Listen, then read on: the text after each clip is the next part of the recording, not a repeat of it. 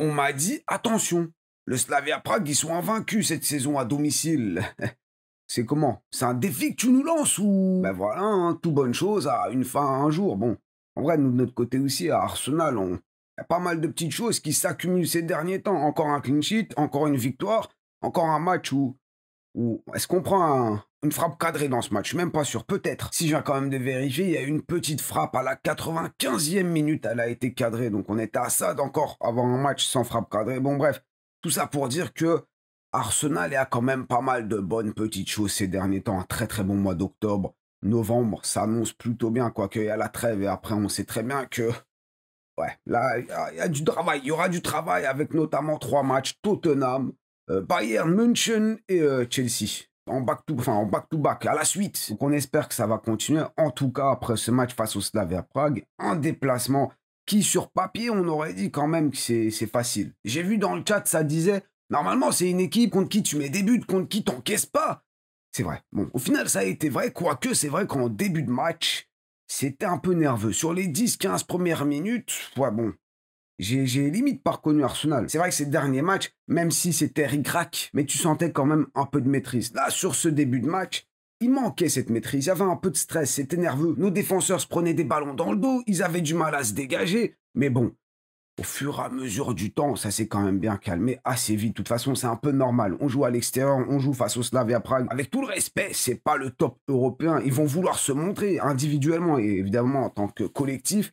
Donc c'est sûr qu'ils ont tout donné peut-être sur les premières minutes. Et après, petit à petit, la qualité a pris le dessus et on a retrouvé notre Arsenal en maîtrise. Évidemment que c'est pas très très beau. Évidemment que d'un point de vue footballistique, on a connu mieux. Maintenant, on gagne. Ça fait trop plaisir de voir cette équipe mature. Je me souviens encore, allez, je sais pas, 5, 6 ans, à l'arrivée d'Arteta, cette équipe, elle manquait de maturité. C'est vrai que quand on y pense, les joueurs qu'il y avait, ouais, ça fait peur. En plus, c'était Halloween il n'y a pas longtemps. Donc, Mickaël, encore une fois, j'applaudis quand même tout ton travail. J'applaudis tout le travail effectué par le club, même si c'est vrai que parfois, voilà, on est des supporters, on réagit à chaud quand on voit des résultats, quand on voit des choses qui nous plaisent pas. Maintenant, moi, j'applaudis cette équipe. J'applaudis la performance de cette équipe. Ok, comme j'ai dit, elle est pas sexy. Il n'y a pas que des beaux joueurs comme Merino, par exemple. C'est pas un très très beau joueur, on en a parlé. Mais bon, on gagne 3-0. On n'est pas tellement inquiété, quoique c'est vrai qu'à un moment donné, David Raya, il s'est dit, vas-y, je me fais tellement chier. Je vais me permettre une petite folie, t'as l'adversaire qui lui fonce dessus, qui tacle au moment où justement il est en train de dégager, et bon, heureusement qu'il se rattrape. En rattrapant le ballon, tout va bien, on est sain et sauf, mais à part ça, encore une fois, un énième match où en fait tout est sous contrôle. J'ai pas non plus faire l'acteur. Évidemment qu'après la première mi-temps, j'étais là à dire heureusement qu'il y a ce but. Parce que ouais, on a marqué grâce à un penalty sur une main où t'as le défenseur qui, je sais pas, il fait un truc comme ça. T'as la balle qui vient le taper sur, je crois, la tête, la déviation de Gabriel. Je sais pas, je comprends plus rien au niveau de ces règles. Évidemment que, bon, la position est bizarre, mais en même temps, quand tu sautes, mais bon, ça a été sifflé. Peut-être qu'un autre arbitre aurait pas sifflé, j'en sais rien. En tout cas, c'est un penalty très très bien transformé par Bukayo Saka. Alors là, ça a été super bien tiré parce que le gardien, il saute, il plonge dans le bon côté, mais c'est tellement ras du poteau que ça rentre. Et 1-0 pour Arsenal. Vers la fin de la première mi-temps, on gagne, on est tranquille déjà, un peu plus apaisé. Mais en vrai, quand on y repense, à part ces premières minutes, même cette première mi-temps, en vrai, encore une fois, elle était sous contrôle. C'est vraiment l'expression, le mot qui me vient à la bouche quand je vois cette équipe jouer, ces derniers temps surtout, parce que c'est vrai, en fait, tout est vraiment maîtrisé et ça nous a quand même beaucoup manqué sur je sais pas, les 10, 15 dernières années. Il manquait un peu ça, on était un peu trop naïfs, justement. Et mentalement, là, j'ai l'impression, on est inarrêtable. Maintenant, t'es inarrêtable, mais ça veut pas dire que sur le reste de la saison, ça va être le cas. Donc évidemment, je le répète, j'ai l'impression que je suis obligé de le répéter. C'est pas parce qu'on constate que notre équipe est super bien qu'on s'excite et qu'on se voit déjà champion. Non, tranquille, tranquillo. Je sais pas comment on dit ça en tchèque. Bukayo, quand même, petite parenthèse, il met son but, mais son match, je suis pas spécialement fan. En vrai, ces 2, 3 derniers matchs, depuis qu'il était malade, là, quand il a joué malade justement et qu'il était sorti face à Crystal Palace, je crois, à la 60e, un truc du genre, je sais pas ce qu'il avait. Peut-être le caleçon rempli, peut-être qu'il avait juste mal à la tête, la grippe, peu importe. Mais depuis ce moment-là, j'ai l'impression qu'il est comme un peu en dessous. Au niveau des frappes, je trouve que dans ce match, ça s'est un peu vu, il a forcé. Il a un peu forcé. À un moment donné, il joue un coup franc, le ballon, il s'envole. tu sens qu'il y a un truc qui va pas. Je sais pas si c'est juste parce que, bon, avec toutes les blessures qu'il a eues, au bout d'un moment, on n'est pas des professionnels. On peut peut-être pas comprendre ça, mais c'est dur de revenir, peut-être.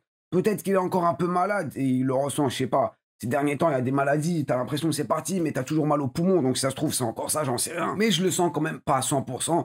Et dans le chat du live, là, quand on a regardé ensemble le match, t'en as quand même certains qui disent que en vrai, Bukayo, ça fait un petit moment. Ça fait un petit moment, c'est pas juste maintenant qu'il est en dessous. Certains disent carrément qu'il est... Bon, calmez-vous déjà. Je sais que ça va pas plaire à certains, mais ils disent qu'il est surcoté. Bon, il y a le micro ici, hein, c'est pour ça que je dis ça, surcoté.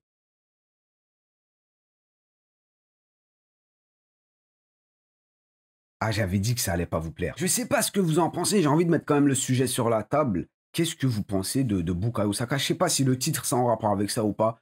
On verra, enfin, vous verrez de toute façon quand vous aurez cliqué sur la vidéo, hein.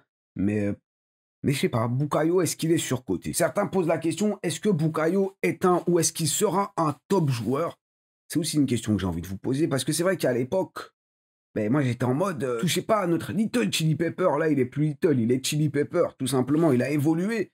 Mais en vrai, quand on y pense, est-ce que Bukayo Saka, peut-être en raison de ses blessures, il n'est pas en dessous en général? Peut-être qu'il régressait, stagné, je sais pas, mais je dirais pas quand même qu'il a pris du niveau, en tout cas. Est-ce que c'est une dinguerie de dire ça? Je sais pas, dites-moi ça. Je sais pas ce que je fais avec les mains. Évidemment, il y a de l'affect. Regardez, ça, c'est mon cœur. Il y a de l'affect ici. Ce cœur bat. Comme je le dis assez souvent, j'ai conscience que je vais pas être 100% objectif. J'aime beaucoup Bukayo Saka. Et peut-être que, bon, ben, je vois pas les choses comme certains d'entre vous. Donc, en vrai, dites-moi ça dans les commentaires. Est-ce que vous le trouvez surcoté? Est-ce que vous pensez que Bukayo Saka est un top joueur? Top joueur, évidemment, c'est les Mbappé, à mon avis, Erling Haaland, qui a d'autres. Pas évident hein, de définir top joueur. Mais bon, vous avez compris, top joueur, c'est top joueur. Moi, juste ce que je pense par rapport à Bukayo Saka, c'est qu'il lui manque quand même les stats. Là, c'est bien, il marque ce but, mais en tant que joueur offensif, en tant qu'attaquant, quand même, tu as besoin de stats. Et ça aussi, un débat qu'on avait dans notre équipe, qui pourrait gagner le ballon d'or? Est-ce que vous pensez que Bukayo Saka, il serait prétendant pour gagner le ballon d'or à l'avenir, quoi? Moi, justement, je pense qu'il va contre Bukayo, c'est les stats. Si t'es un joueur offensif, t'es obligé de marquer, t'es obligé de faire gagner ton équipe via justement le but, que ce soit la passe D ou quoi. Et ça lui manque maintenant, quand même, je le souligne encore dans ce match, c'est un joueur qui court beaucoup, qui fait beaucoup de replis défensifs. En plus, dans ce match, il a joué à droite. Et par la suite, il a fini à gauche. Et ouais, parce qu'il y a Doman qui est rentré, il a remplacé Trossard, et donc on a un peu plus vu Bukayo Saka à gauche. Et je vais pas vous mentir que Bukayo Saka, bon, je crois que je l'ai déjà dit, mais j'aime bien. J'aime bien à gauche, c'est pas trop mal non plus. C'est assez intéressant. Bon, bref, vous voyez, il y a beaucoup de choses à dire. Dites-moi ça dans les commentaires, et peut-être qu'on se fera encore une autre vidéo dessus pendant la trêve, par exemple. Pourquoi pas? Mais je veux déjà avoir vos avis dessus. Maintenant, passons au reste du match. Ah ouais, c'est vrai que pendant le dernier live, on m'a parlé de ce maillot. En vrai, c'est pas un maillot, c'est un pull. C'est un pull, mais des années 2007-2008, un truc comme ça. La couleur, déjà, elle fait du bien. Elle rappelle des bons souvenirs. Il y a le logo Nike. Et évidemment que j'ai trouvé ce pull sur Classic Football Shirt, comme pas mal d'autres maillots, pas mal d'autres vêtements, collections, que ce soit actuels ou des années précédentes, des années 2000, des années 2010, des années même 90. Vous savez, il y a énormément de maillots. Si vous cherchez bien, vous trouverez, que ce soit Arsenal, plein d'autres clubs, des gros clubs, des petits championnats, des grands championnats, des sélections, peu importe, même d'autres sports, la NBA et tout. Ça se passe sur Classic Football Short. Le lien évidemment dans la description et avec le code LeFootClub10, vous avez 10% de réduction sur votre commande. Donc c'est nickel. Mais bien, première mi-temps, comme on disait, elle est mi-figue, mi-raisin, elle est comme ça. Maintenant, la deuxième, encore une fois, on continue. Hein. Là, le Slavia Prague, ils font plus grand-chose. Et on prend le devant comme d'habitude avec notamment un Declan Rice qui déclare. Qu'est-ce que ce nom vous évoque? Qu'est-ce que ce nom vous évoque? Et encore une fois, il participe au même, en vrai, en quelque sorte, aux 3 buts. Sur le premier but, là, le penalty de Bukayo, c'est lui, je crois, qui est au corner. Est-ce que c'est lui? Faudrait vérifier. Mais soit c'est pas important, au retour des vestiaires, t'as Merino qui marque un but, Merinain, sur un centre de Trossard, et qui vient trouver Trossard? C'est Rice. Bon, juste avant, je crois que c'est Norgard qui récupère la balle. Tout ça pour dire que Rice, encore une fois, il est présent, et bon, sur le troisième but, c'est lui qui a la passe décisive. Ben en fait, c'est le gardien. J'essaie de me refaire l'action. C'est le gardien, qu'est-ce que t'as foutu? Rice qui t'envoie un long ballon, et le gardien qui, je sais pas, en fait, quelqu'un lui a dit qu'on pouvait ouvrir les yeux. Tu peux ouvrir les yeux. Faut que tu ouvres les yeux, mais en fait, je comprends pas. C'est Le ballon, il est là. Il va là. Toi, tu vas là. Ok, il y a Merino qui vient dévier cette balle, mais en vrai, normalement, déjà, tu sautes plus haut. Et je crois que dans cette action, Merino, il saute à peine. C'est limite, il fait ça. T'as le défenseur aussi qui donne son dos. Il se penche, vas-y, il saute dessus. Et le gardien qui...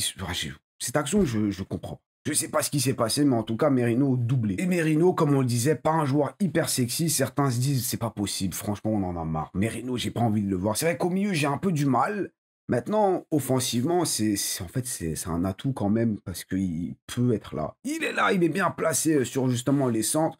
Maintenant, c'est vrai qu'à un moment donné, bon, il disparaît. Il n'y a personne là parce qu'il a tendance à redescendre, il va presser, il va essayer de récupérer la balle justement un peu plus bas. Donc, bon, il essaie de se replacer. Et puis, il y a des moments, il te met un doublé. Ok, encore une fois, c'est pas une belle action hyper bien construite. C'est peut-être une erreur du gardien. Mais 3-0, doublé de Merino qui fait le taf. Et en vrai, à la fin, moi, ce que je retiens, c'est on a fait le taf encore une fois. On y va de manière professionnelle. Peut-être que ça aurait pu être plus beau, mais moi, je m'en fous, je veux le titre. Donne-moi le titre et on verra si on peut pas faire un truc plus beau la prochaine fois. Déjà, avoir ce titre, cette première ligue, ou même la Ligue des Champions, les deux, je veux tout en vrai. Ce serait déjà très très bien et ils sont en mission. J'ai l'impression d'avoir une équipe qui est en mission. Donc, pour en revenir à Declan, Declan, c'est Declan. Un demi-Declan vaut je sais pas combien de joueurs. Bon, il est trop fort. Il est vraiment trop fort. Par contre, on le disait aussi, pendant le live, on avait un peu peur parce que Declan Rice était sous menace de suspension. Le prochain, je sais pas si c'était français, bref.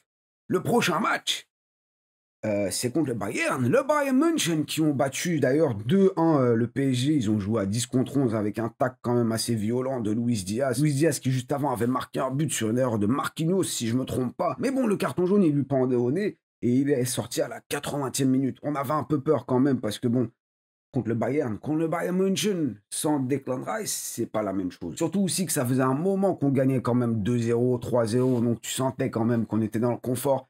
Est-ce qu'on n'aurait pas pu sortir Declan Rice plus tôt? Là, il va très certainement aller jouer avec l'Angleterre.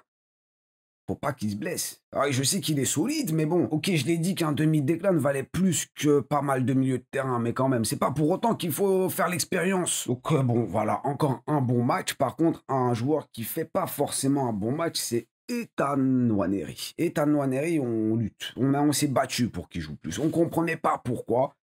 Mais bon, là, c'est quand même un deuxième match où il joue. Il a joué face à Brighton en coupe. Là, il joue encore une fois où il est titulaire justement face au Slavia. Et ouais, non, c'était pas terrible. Bon, il est encore jeune, donc évidemment qu'il aura encore du temps, etc. Il a besoin de temps de jeu. Bref. Mais quand même, c'est pas terrible. On a senti quand même un Ethan Nwaneri assez nerveux, vu qu'il se prend quand même un carton jaune assez vite. Bon, je crois qu'il tire un maillot. Bon, il empêche une action de partir, de se construire. Donc, bon, carton jaune, je crois plus ou moins logique. On le voyait, il était assez nerveux. Et même dans le jeu, j'ai même pas souvenir de lui qui prend la balle et qui essaye de créer une occasion. Ouais, pas terrible. Vraiment pas un très très bon match. Maintenant, je pense que j'aurais préféré quand même qu'ils finissent le match et qu'on laisse reposer encore une fois nos joueurs, parce qu'à un moment donné, justement, il se fait remplacer. Je crois que c'était le premier remplacement qu'on a fait. Il se fait remplacer par Eze. Peut-être qu'on aurait pu, je sais pas, faire sortir un Saka, un Trossard aussi qui joue quand même beaucoup. Et on sait que d'un point de vue santé, ça peut être un peu compliqué. Bon, Trossard d'ailleurs, il fait un bon match. En vrai, il fait un bon match. Il a une bonne petite période ces derniers temps. En plus, là, il finit avec une petite passe D. Donc, très très bien Trossard. Bravo. Mais bon, là, c'est très bien d'avoir une profondeur de banc, mais je crois qu'on s'est quand même principalement concentré sur notre ligne défensive, notre milieu qui est aussi assez bien fourni, et offensivement, c'est un peu plus compliqué parce que je sais pas comment j'en ai pas parlé, c'est Victor Gyökeres qui a pas joué. Et du coup, on a été obligé de faire jouer, comment il s'appelle? Merinine. Trossard, comme on a dit, qui joue aussi beaucoup, et on n'a du coup pas vu Gabriel Martinelli.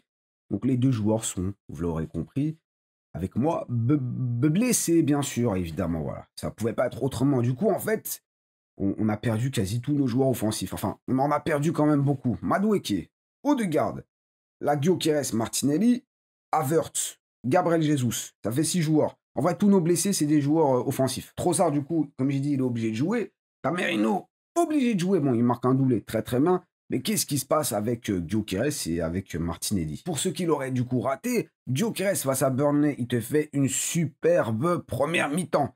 Il met un but, il participe à l'occasion de l'autre but. Bon, très très bien, on a beaucoup aimé sur ses remises de balles, sur ses passes, sur ses prises de balles, sur tout ça, on a tout aimé. Mais il n'a pas fini et on s'est posé la question pourquoi.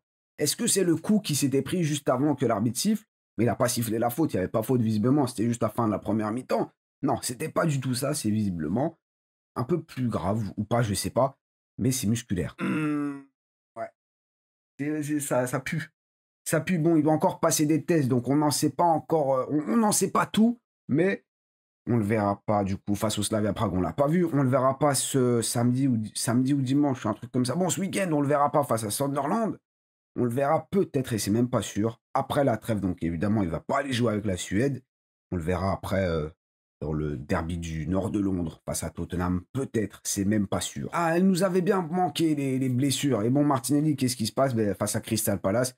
C'est, je pense, lui qui a remplacé Saka. Il est rentré en fin de match et il a eu le temps de se blesser sur les quelques minutes qu'il a joué. Donc voilà, lui aussi c'est musculaire et peut-être qu'on le reverra face à Tottenham. Donc lui aussi n'ira pas avec le Brésil. Il n'y aura que le Gabriel, le Big Gabi qui a été convoqué. Donc là c'est bon, tout le monde est à jour, j'espère. Et aussi il y a eu un absent dans ce match face au Slavia, c'est Zubimendi. Mais lui c'est parce qu'il avait trop de cartons jaunes, donc suspendu. Et en vrai c'est pas plus mal, sachant que juste après on a le Bayern München. Bayern München, un peu de repos, je pense que ça lui fera pas de mal. Ça a donné aussi du temps de jouer à Norgard qui n'a pas été trop mal. Bon, tu sens que techniquement, c'est pas incroyable, mais c'est un numéro 6 de Première Ligue qui est là pour dépanner, pour être là, pour être assez solide au milieu. Et je pense qu'il a plutôt bien fait son travail sans être incroyable. Et de qui on pourrait parler encore? Notre défense, c'est vrai qu'on n'en a pas parlé. Bon, Timber qui continue de jouer, il est... Timber. Est-ce que j'ai besoin d'en dire plus? Je pense pas. Saliba, limite, à des moments, il était au milieu de terrain. Ouidou, hein. Notre Willow adoré, on le kiffe trop, il est très très bon, on l'adore. Et Big Gabi évidemment. En vrai, Saliba, Gabriel actuellement, déjà c'est très certainement la meilleure paire de défenseurs en Europe. Et individuellement, je pense aussi ils sont dans le top, hein. Je crois que c'est pas une dinguerie de dire ça. Et puis à gauche, t'avais pas Calafiori du coup. La dernière fois face à l'Atlético, c'était MLS qui a eu une bonne petite passe décisive, même si son match n'était pas incroyable sur l'ensemble, mais quand même, tu vois qu'il a de la qualité ce petit. Et c'était pas lui non plus, c'était Hincapié qui enchaîne. Depuis son retour de blessure, il joue. Là, encore une fois, il est titulaire du coup en Première Ligue, non, en Ligue des Champions, en match solide de latéral gauche, même si offensivement, je sais pas, il a raté, je crois, ses 2 centres. Il a pas mal, comment on dit ça?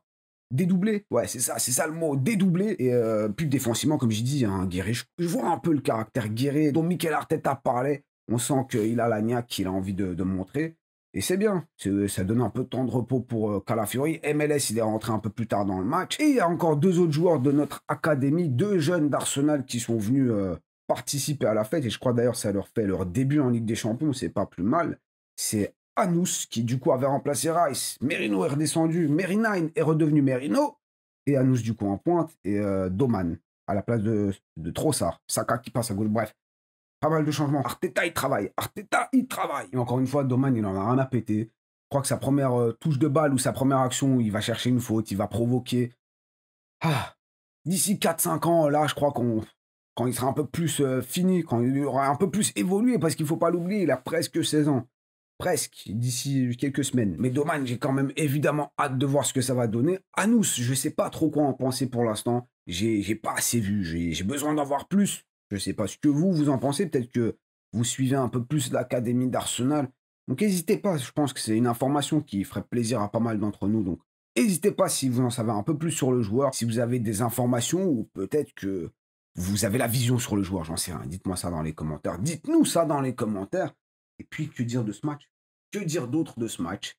À part on continue. On est 2e au classement en Ligue des Champions, juste derrière le Bayern. Mais en vrai, on a le même nombre de points. On a le même nombre de victoires, de défaites, de matchs. Bon, on n'a que des victoires. On a le même nombre de... Enfin, la différence de buts est identique. On est à 11 partout. Par contre, on n'a pas encaissé de but. Mais comme le Bayern ont 14 buts, nous, on en a 11. Voilà, ça fait que le Bayern est premier. Mais peut-être que le prochain match, on va se battre pour la première place. On va la récupérer.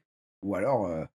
on va se faire un peu calmer, je sais pas, mais ça va être un très très gros défi au retour de la trêve. Donc vous savez, au retour de la trêve, peut-être que les joueurs vont avoir besoin d'un peu de temps pour se remettre dans le rythme de club, dans le rythme de croisière, Arsenal, tout ça. J'espère quand même déjà que ce premier match face à Tottenham, bon, de toute façon on en reparlera, on aura le temps, mais j'espère quand même que ce premier match là face à Tottenham va bien se passer parce que ça peut aussi quand même avoir des conséquences sur le reste des matchs. Bref, j'en dis pas plus, on en fera une vidéo très certainement dessus. Et voilà, encore une fois, une victoire. On continue, on est concentré maintenant du coup sur Sunderland ce samedi, ce dimanche. Faut que je vérifie, en vrai, je suis pas professionnel, je vérifie pas. Donc c'est bel et bien samedi, évidemment on va faire un live dessus face à Sunderland, comme j'ai dit. Ils viennent de faire match nul 1-1 face à Everton et on va retrouver Granit Xhaka. Granit Xhaka qui a marqué un but face à Everton ce lundi.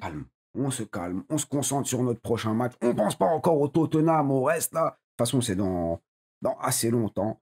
Là, Sunderland, il ne va pas falloir se faire PG. Encore une fois, on connaît la première ligue. Tu peux perdre face à tout le monde. Tu peux perdre des points face à tout le monde. Là, on est quand même bien parti. Sunderland qui fait un bon début de saison. Donc, évidemment, on respecte. On reste attentif. Mais on constate quand même que ça se passe super bien. Qu'ils savent ce qu'ils font.